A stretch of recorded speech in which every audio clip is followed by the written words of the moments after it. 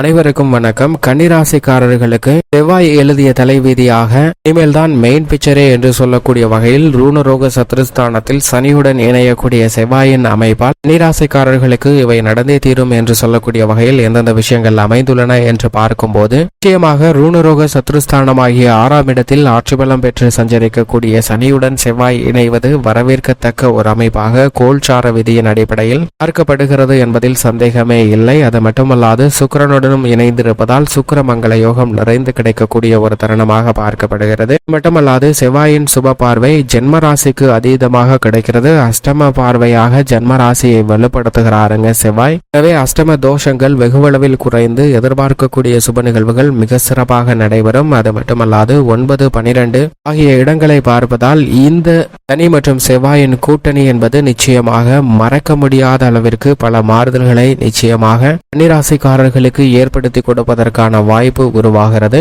பொதுவாக செவ்வாயை பொறுத்த வரைக்கும் நவ கிரகங்களிலே மிக வலிமை வாய்ந்த கிரகங்கள்ல மிக முக்கியமானவராக நிச்சயமாக செவ்வாய் பார்க்கப்படுகிறார். ஏனென்றால் செவ்வாயின் ஆதிக்கம் நிறைந்திருக்கும் போது தங்களுடைய வாழ்வில் அபரிவிதமான உத்வேகமும் ஆற்றலும் அதீதமாக ஏற்படும். திருமணம் உள்ளிட்ட பல்வேறு விதமான சுப நிகழ்வுகள்ல தாக்கத்தை ஏற்படுத்தி கொடுக்கக்கூடிய சக்தியும் வல்லமையும் குரு சனியை விட நிச்சயமாக செவ்வாய்க்கு உண்டு என்பதுதான் யதார்த்தமான உண்மையாக பார்க்கப்படுகிறது. இது மட்டுமல்லாது நவகிரகங்களிலே குரு சனிக்கு அடுத்தபடியாக சிறப்பு பார்வை உண்டு என்றால் அது நிச்சயமாக செவ்வாய்க்கு மட்டும்தான். செவ்வாயை தவிர மற்ற எந்த கிரக நிலைகளுக்கும் சிறப்பு பார்வை கிடையாது. ஏனென்றால் செவ்வாய் 4, 7, 8 ஆகிய இடங்களை பார்க்கிறாருங்க. தற்போது மிகவும் வலுவாக உச்சம் பெற்று சஞ்சரித்த செவ்வாய் மார்ச் 14ஆம் தேதிக்கு பிறகு சனியுடன் இணைந்து கும்ப ராசியில் சஞ்சரிக்க போகிறார். இதுவரை மகர ராசியில் உச்சம் பெற்று சஞ்சரித்த மங்களகாரகன், பூமிகாரகன், சகோதரகாரகன்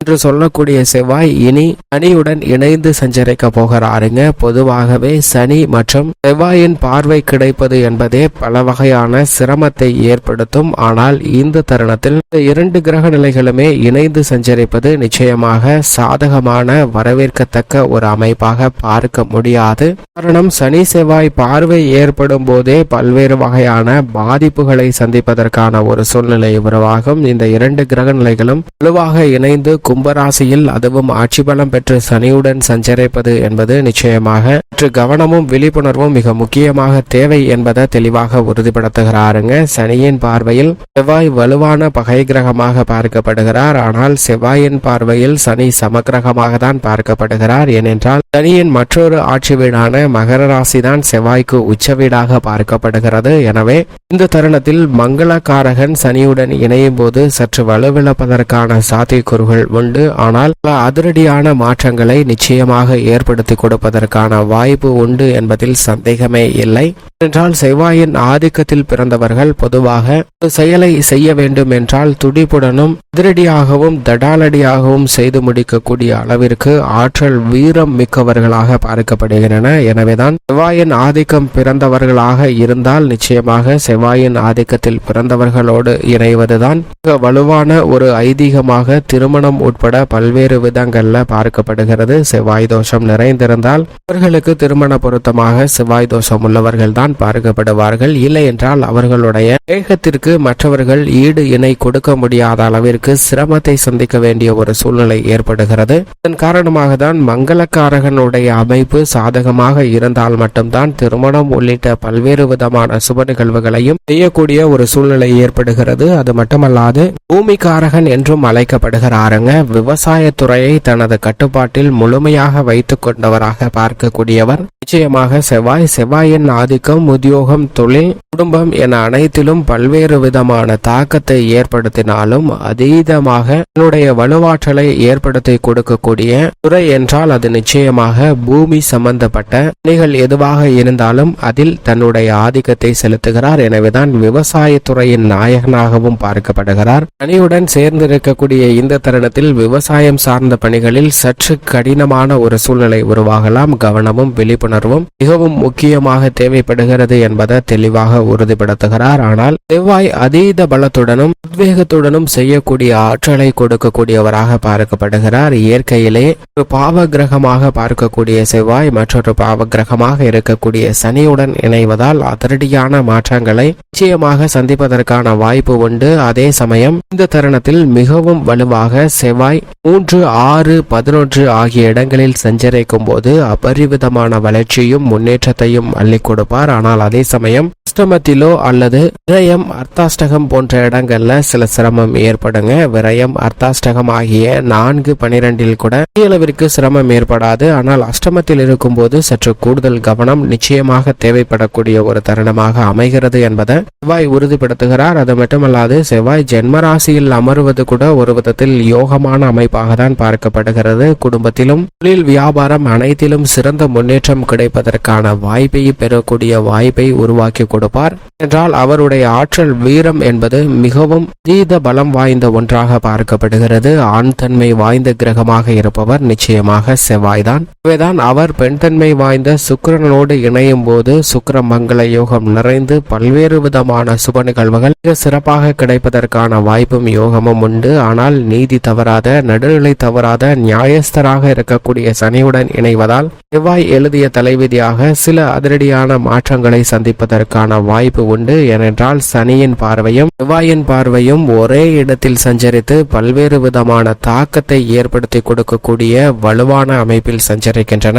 இதுதான் அதற்கு மிக முக்கியமான காரணமாக பார்க்கப்படுகிறது. செவ்வாயின் ஆதிக்கம் நிறைந்திருக்கும் போது காவல்துறை, இராணுவம், மருத்துவத்துறை என அனைத்திலும் தலை சிறந்து விளங்குவதற்கான யோகமும் இந்த தருணத்தில் அதற்கான வாய்ப்புகள் நிறைந்து கிடைக்கக்கூடிய யோகம் உருவாகிறது. இதிலும் ரியல் எஸ்டேட் துறை உட்பட பல்வேறு துறைகள்ல அசூர வளர்ச்சி பெறுவதற்கான யோகத்தை பூமிக்காரகன் நிச்சயமாக சனியுடன் இணைந்தாலும் ஏற்படுத்தி கொடுப்பார் என்பதில் சந்தேகமே இல்லை. செவ்வாய்க்கு நட்பு கிரகமாக குரு, சூரியன், சந்திரன் போன்ற கிரகநிலைகளும் சமகிரகமாக சனி, சுக்கிரன், புதன் போன்ற கிரகநிலைகளும் உள்ளன. கை கிரகமாக ராகு, கேது பார்க்கப்படுகிறது.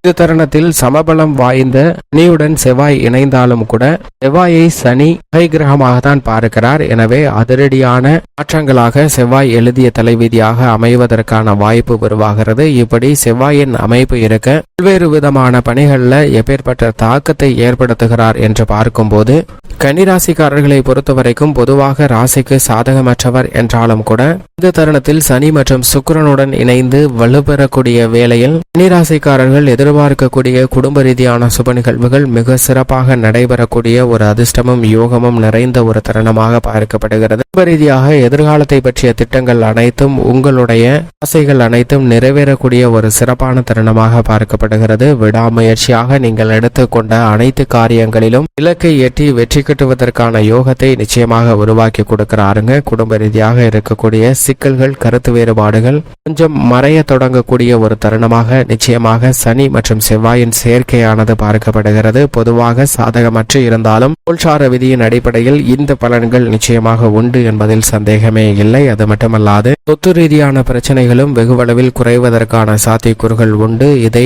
உங்களது இனிமையான அனுபவத்தால் உணர்வதற்கான வாய்ப்பு கிடைக்கிறது என்பதில் சந்தேகமே இல்லை. எதை தொட்டாலும் மிக சிறப்பாகவும் கனக்கச்சிதமாகவும் செய்து முடிக்கக்கூடிய வாய்ப்பு உண்டு. சுப விரயங்களை அபரிவிதமாக சந்திக்கக்கூடிய யோகம் மிக சிறப்பாக கிடைக்கிறது. எனவே புதிதாக நிலம், வீடு, வாகனம் வாங்கக்கூடிய யோகமும் கன்னிராசிக்காரர்களுக்கு மிக சிறப்பாக கிடைக்கிறது. பெண்மணிகளை பொறுத்தவரைக்கும் சுக்கிரன், குரு ஆகிய 2 கிரகநிலைகளின் அமைப்பும் சற்று சாதகமற்று இருந்தாலும் செவ்வாய், சனி போன்ற கிரகநிலைகள் வலுவாக சஞ்சரிக்கக்கூடிய இந்த தருணத்தில் பெண்மணிகளுடைய எதிர்பார்ப்பு நிச்சயமாக திட்டமிட்டபடி சிறப்பாக செய்வதற்கான உத்வேகத்தையும் ஆற்றலையும் செவ்வாய் வலுவாக 6ல் வெற்றிருப்பதால் கொடுக்கிறாருங்க. அது மட்டுமல்லாது பாக்கியஸ்தானத்தையும் மிக வலுவுள்ளதாக மாற்றுகிறார். உத்தியோகம், தொழில் ரீதியான பணிகளில் மாட்டிக்கொண்ட கன்னிராசிக்காரர்களுக்கு அவற்றிலிருந்து மிகவும் எளிதாக வெளிவருவதோடு மட்டுமல்லாது நீங்கள் எதிர்பார்க்கக்கூடிய முன்னேற்றத்தை பெற்றுத் தருகிறார். கலைத்துறை ரீதியான பணிகளில் கடினமாக உழைக்க வேண்டிய தருணமாக இருந்தாலும் எதிர்பார்க்கக்கூடிய முன்னேற்றம் உண்டு. மாணவர்களின் கல்வியில் முன்னேற்றம் கிடைக்கிறது.